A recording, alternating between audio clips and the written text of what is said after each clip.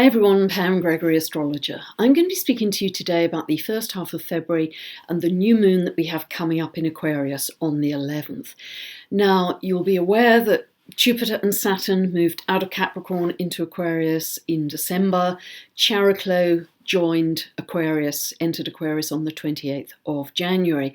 So we've got a real shift in momentum from Capricorn representing the old world and Aquarius representing the future. In addition to that, even by the beginning of February, we've got the Sun, Mercury, Venus entering Aquarius.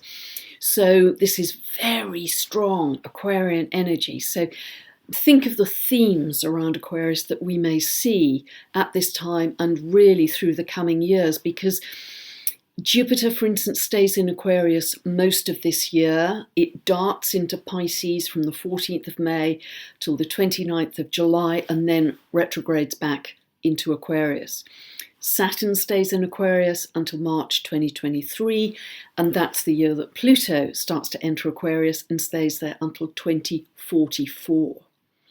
So we're going to have a lot of Aquarius energy to deal with. Now, there's some wonderful aspects to Aquarius.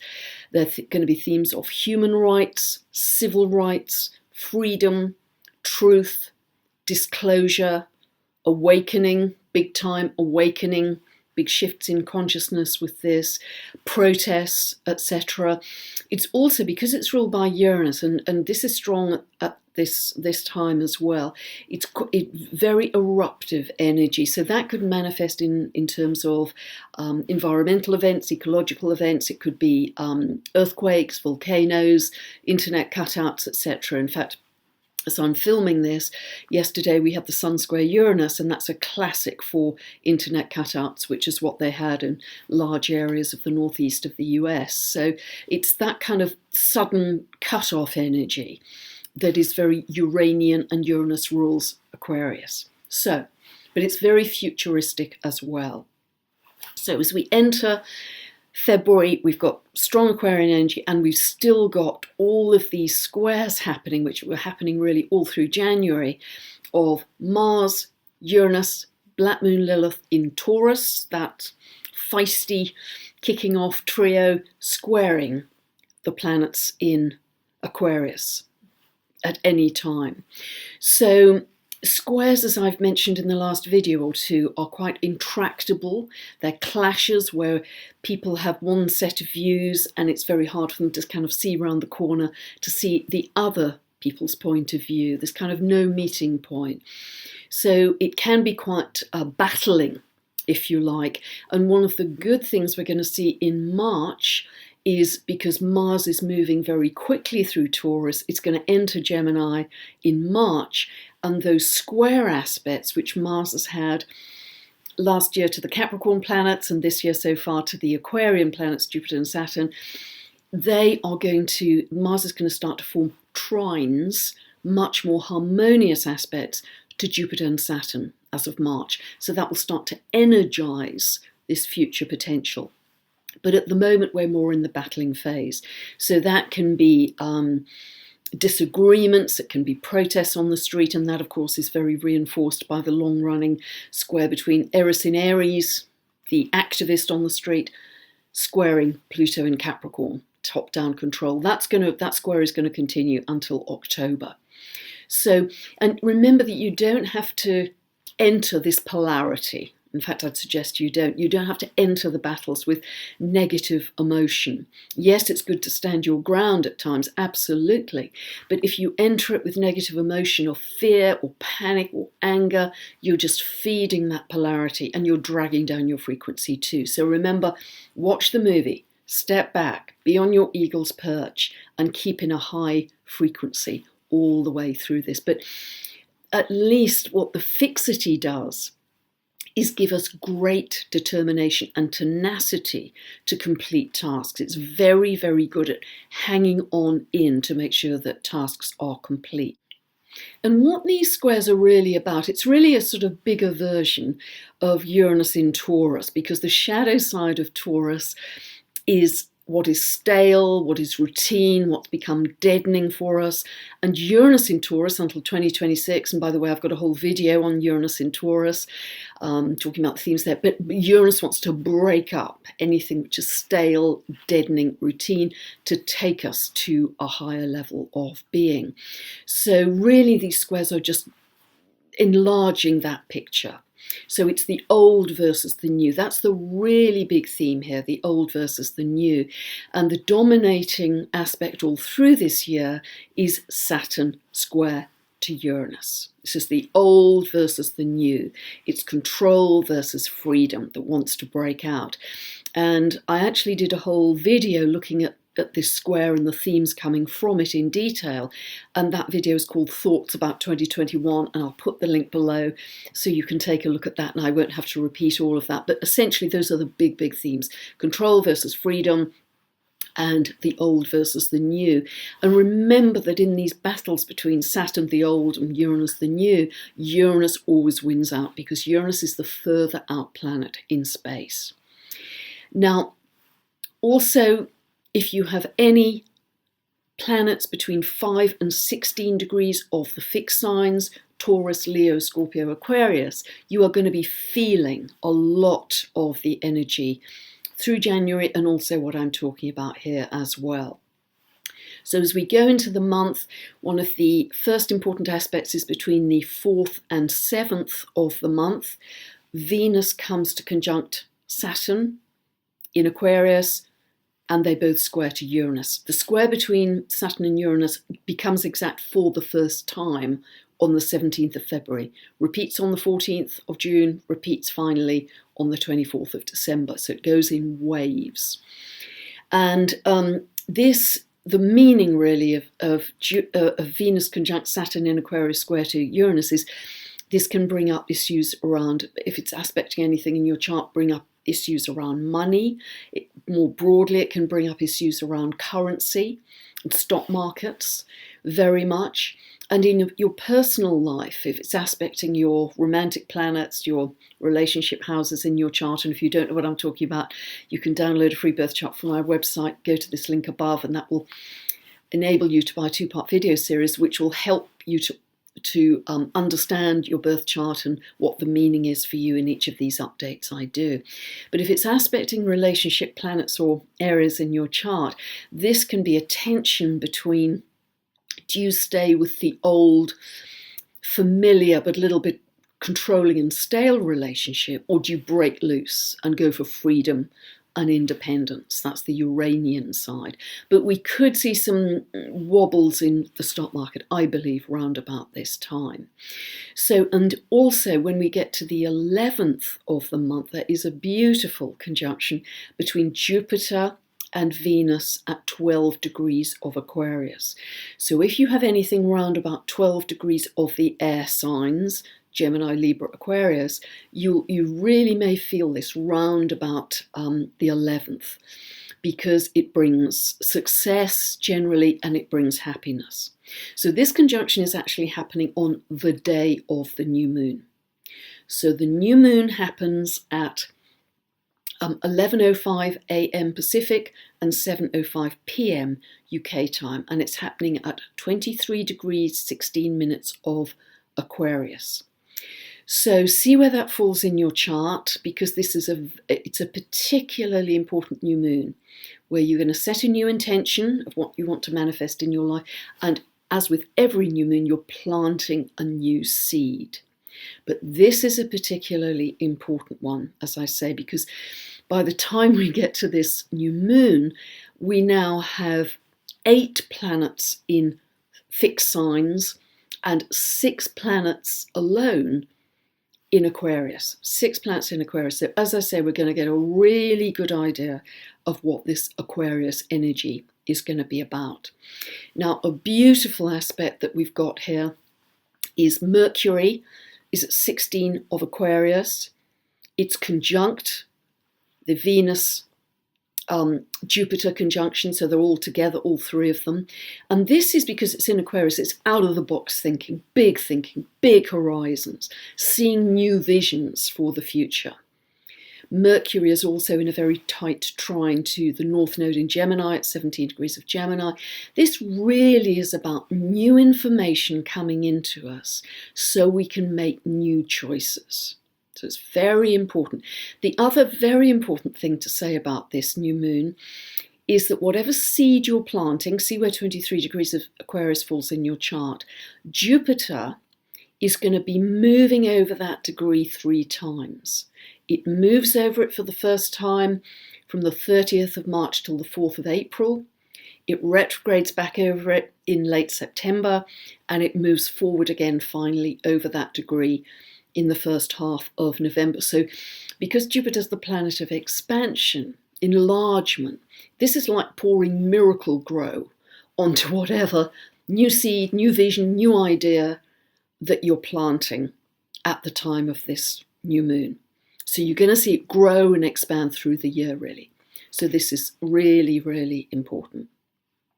Now remember, as we're really going all through this year and the coming years, our manifesting ability is much greater because of the new energy coming in for us. The gamma ray, neutrino light that I've talked about, and energy moving through the photon belt, I've talked about this several times, that is really magnifying our manifesting energy in a really major way. And I'll come back to talking about that later in the video. Now, this massive stellium, which is a grouping of planets in Aquarius, I believe we haven't actually had that since February 1962. And in February 1962, we actually had 7 planets in Aquarius, including Jupiter and Saturn. This was 2 cycles ago for Saturn and 5 cycles ago for Jupiter, but isn't it interesting that they were in that sign too? So what can we learn from what was going on in February 1962? Well, that was really the beginning of the hippie era, and you may have heard about this or you may have even lived through it. It was an amazing era of peace and love and hippie communes, hippie communities where people wanted to go and live together in communities, to grow their own vegetables, to share what they had. There was this sense of equality and community that was very strong. That's very Aquarian. It was also an age of great protest as well, protest against wars, ban the bomb campaigns. And in Paris in February 62, there was a huge, unprecedented protest of 500,000 people against the long-running Algerian war that they had at the time. There was a lot of protest against the mainstream narrative. So again, it's the new versus the old. So this led into a period of a lot of campaigning about human rights and civil rights, that we had women's rights, gay rights, black rights, civil rights, lots and lots of campaigning for greater equality, demands for greater equality. So this is very interesting because these are all Aquarian themes. It was a huge time of blossoming of culture and music, a lot of protest music, actually. If you think of Bob Dylan, very strong with protests against what was happening in the world. JFK was president at that time, President Kennedy, and in February 1962, he gave the first presidential message that was entirely devoted to public welfare, helping the poor, reducing inequality in society. Again, that's another theme, that we're moving from kind of vertical top-down social structure to much more horizontal structure, more equitable societies, because we all want to share. Also at that time, in February 62, that was the time we had the first man to orbit the Earth. That was John Glenn. So remember, Uranus, that rules Aquarius, was the sky god. So that's why it's linked to aviation, things that come from the sky, linked to space. Hence it's linked to galactics as well as space travel. So whatever you think about John Glenn being the first man to orbit the Earth, nevertheless, that was a huge paradigm shift for people at the time. And, many people sort of let their kids stay up all night to hear about that, because we'd left the Earth, as it were. So Uranus is this eureka, this discontinuous quantum jumping energy. And also at the time of hippiedom through the 60s, that 62 was really the beginning of, this was a massive spiritual awakening as well. Really big spiritual awakening. And all of this that I'm describing was the seed point for what we're going into right now in February. So Uranus is the higher octave of Mercury. Mercury is the planet of the mind and communication. So whenever Uranus is strong historically, and I wrote about this in great detail in my first book, You Don't Really Believe in Astrology, Do You? We can get leaps in our understanding of reality.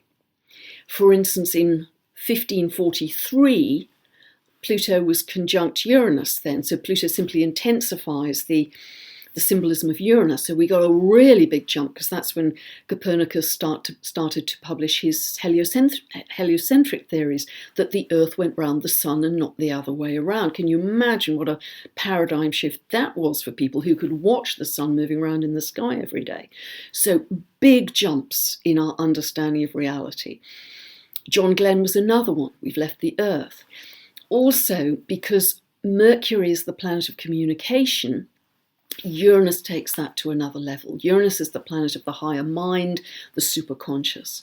So isn't it interesting if we track through some big developments in communication, whether it was the development of the world's first printing press, to make communication on a much bigger scale. That was in 1450, developed by Gutenberg.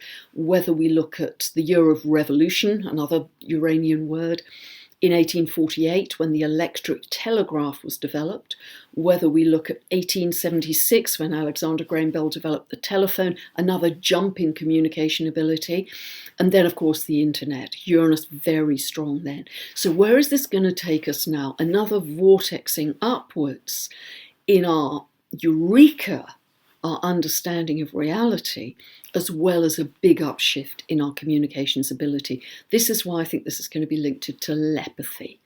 Just this sense of knowing, being able to access information from the quantum field without having to study, read a book, do a course, that kind of thing. Healing ability.